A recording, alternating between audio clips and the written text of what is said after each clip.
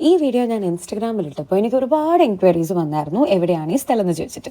അപ്പോൾ ഞാനൊരു വീഡിയോ ഇടാന്ന് വിചാരിച്ചു. So it was my best friend Jeena's 30th birthday. Last time അവളുടെ ബർത്ത്ഡേക്ക് എനിക്ക് അവളുടെ കൂടെ സ്പെൻഡ് ചെയ്യാൻ പറ്റിയില്ല. അതുകൊണ്ട് ഇത്തവണ എന്തായാലും അവളുടെ 30th ബർത്ത്ഡേ സ്പെഷ്യലായിട്ട് പീസ് ആയിട്ട് ഒരു സ്ഥലത്ത് ആഘോഷിക്കണം എന്നുള്ളത് എൻ്റെ വലിയൊരു ആഗ്രഹം. അങ്ങനെ ഞാൻ സെലക്ട് ചെയ്തൊരു റിസോർട്ടായിരുന്നു ഗ്രീൻബർഗ് റിസോർട്ട്. കോർപ്പറേറ്റിൽ വർക്ക് ചെയ്യുന്നവർ ഏറ്റവും കൂടുതൽ ട്രിപ്പ് പോയിട്ടുള്ള ഒരു സ്ഥലം തന്നെയായിരിക്കും ഈ ഗ്രീൻബർഗ് റിസോർട്ട്. മുമ്പ് ഒരുപാട് കേട്ടിട്ടുണ്ടെങ്കിലും ഇതുവരെ വരാൻ സാധിച്ചിട്ടില്ല. അങ്ങനെ ഞാനും എൻ്റെ 2 ഗേൾ ഫ്രണ്ട്സും കൂടി ഗ്രീൻബർഗിൽ ഉച്ച സമയം ആയതുകൊണ്ട് എത്തിയപ്പോൾ തന്നെ അവിടെ ലഞ്ച് റെഡി ആയിരുന്നു. And food was so good. Buffet ആയിരുന്നു. നമുക്ക് ഇഷ്ടമുള്ള ഒരുപാട് ഐറ്റംസ് ഉണ്ടായിരുന്നു കേട്ടോ അവിടെ. അങ്ങനെ ലഞ്ചൊക്കെ കഴിച്ച് ഞങ്ങൾ ഹാപ്പി ആയിട്ട് നേരെ റൂമിലേക്കാണ് പോകുന്നത്. എ ഫ്രെയിം റൂം എന്നൊക്കെ കേട്ടിട്ടേ ഉണ്ടായിരുന്നുള്ളൂ. പക്ഷെ ആദ്യമായിട്ടാണ് ഞാൻ എ ഫ്രെയിം റൂമിൽ നിൽക്കാൻ പോകുന്നത്. നല്ല സ്പേഷ്യസ് ആയിട്ടുള്ള വളരെ നീറ്റ് ആയിട്ടുള്ള ഒരു റൂം ആയിരുന്നു കേട്ടോ അത്. എനിക്കിവിടെ ഏറ്റവും ഇഷ്ടപ്പെട്ടത് വാഷ്റൂമാണ്. വാഷ്റൂമിന്റെ അകത്ത് തന്നെ ചെടിയൊക്കെ വെച്ചിട്ടുണ്ടായിരുന്നു. ഞങ്ങൾ കൂടുതൽ റീൽസ് ചെയ്തത് അവിടെ വെച്ച് തന്നെയാണ്. പിന്നെ നേരെ സമയം കളയാതെ ആക്ടിവിറ്റിക്ക് പോകാൻ വേണ്ടിയിട്ട് ഞങ്ങൾ റെഡിയായി. അതിന് മുമ്പായിട്ട് കുറച്ച് ഫിറ്റ്നസ് ചെക്കും പാളിപ്പോയി കുറച്ച് റീൽസ് ഒക്കെ എടുത്ത് ഞങ്ങൾ 3 പേരും കൂടി ഇറങ്ങി. ഇപ്പൊ സമയം ഏകദേശം വൈകിട്ട് ഒരു 3:30-4 മണിയാണ് കേട്ടോ. അങ്ങനെ ആക്ടിവിറ്റീസ് എന്താന്ന് പോലും അറിയാതെ വളരെ കോൺഫിഡന്റ് ആയിട്ട് ഞാൻ റെഡി ആവുന്ന സീനാണ് നിങ്ങൾ കാണുന്നത്. അല്ലെങ്കിൽ ഒരു തേങ്ങ അറിയില്ലെങ്കിൽ കോൺഫിഡൻസിന് യാതൊരു കുറവ് എനിക്ക് ഉണ്ടാവാറ്. കേറിയപ്പോഴല്ലേ മനസ്സിലായത് ഇത് കാണുന്ന പോലെ അത്ര സിമ്പിൾ പരിപാടിയല്ലെന്ന്. പക്ഷെ ഹോണസ്റ്റ്ലി ഞാൻ പറയാണ്, കുറെ നാൾക്ക് ശേഷം മനസ്സ് തുറന്ന് ഹാപ്പി ആയിട്ട് ഞങ്ങൾ 3 പേരും എൻജോയ് ചെയ്തു. ഇതിന് മുമ്പ് ഇവിടെ നിന്ന് ആരെങ്കിലും വീണിട്ടുണ്ടോ ചേട്ടാ എന്നാണ് കേട്ടോ ഞാൻ ഈ ചോദിക്കുന്നത്. അല്ല, ഒരു ഉറപ്പിന് വെറുതെ ചോദിച്ചതേ ഉള്ളൂ. അങ്ങനെ അതിസാഹസികമായി ഞങ്ങൾ എല്ലാ ടാസ്കും കംപ്ലീറ്റ് ചെയ്ത് ഇറങ്ങി.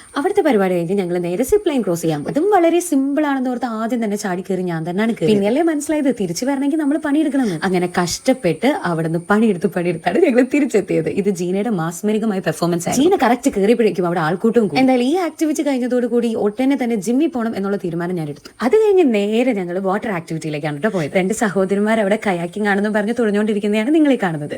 ജീനയ്ക്ക് ഇതിനു മുമ്പ് എക്സ്പീരിയൻസ് ഉണ്ടായിരുന്നുകൊണ്ട് കീർത്തനെ കൂടി അവൾ പഠിപ്പിക്കുക. പിന്നെ എനിക്കിതൊക്കെ വളരെ സിമ്പിൾ ആയിരുന്നു. എന്റെ പുറകിലിരിക്കുന്ന ചേട്ടന് ഒരു വലിയ സഹായം തന്നെയായിരുന്നു. ഞാൻ ഇടയ്ക്കിടയ്ക്ക് തുഴയാൻ മറന്നുപോയി എന്നുള്ള ഒരൊറ്റ കുഴപ്പമുണ്ടായിരുന്നു. അങ്ങനെ ആക്ടിവിറ്റീസ് ഒക്കെ കഴിഞ്ഞപ്പോഴേക്കും വൈകിട്ടായി. നമ്മുടെ റൂമിന്റെ ഫ്രണ്ടിലുള്ള വ്യൂ ആണ് കേട്ടോ ഈ കാണുന്നതൊക്കെ. പിന്നെ ഞങ്ങൾ റൂമിൽ വന്ന് ഫ്രഷ് ആയി നല്ലൊരു മൂവി ഒക്കെ കണ്ടപ്പോഴേക്കും ഡിന്നറിന്റെ ടൈമായി. ഡിന്നർ ടൈമിൽ നല്ല അടിപൊളി മെനു ആയിരുന്നു കേട്ടോ. എന്റെ ഫേവറേറ്റ് ഡിഷസ് ഒക്കെ ഉള്ളതുകൊണ്ട് ഞാൻ നല്ല ഹാപ്പി ആയിരുന്നു. അങ്ങനെ നല്ല അടിപൊളി ഡിന്നർ ഒക്കെ കഴിഞ്ഞ് ഞങ്ങൾ റൂമിലെത്തി കുറേ സംസാരിച്ച് കുറേ ഗോസിപ്സ് പറഞ്ഞ് ഞങ്ങളുടെ തന്നെ വീഡിയോ കണ്ട് ചിരിച്ച് ഹാപ്പി ആയിട്ട് അന്നത്തെ ദിവസം കഴിഞ്ഞു. ഞങ്ങളുടെ ട്രിപ്പിന്റെ വിശേഷങ്ങൾ ഒരു വ്ലോഗിൽ തീരില്ല. അതുകൊണ്ട് പിറ്റേ ദിവസത്തെ കഥകളൊക്കെ നെക്സ്റ്റ് വ്ലോഗിൽ പറയാം. അപ്പൊ അത്രയേ ഉള്ളൂ. ബൈ.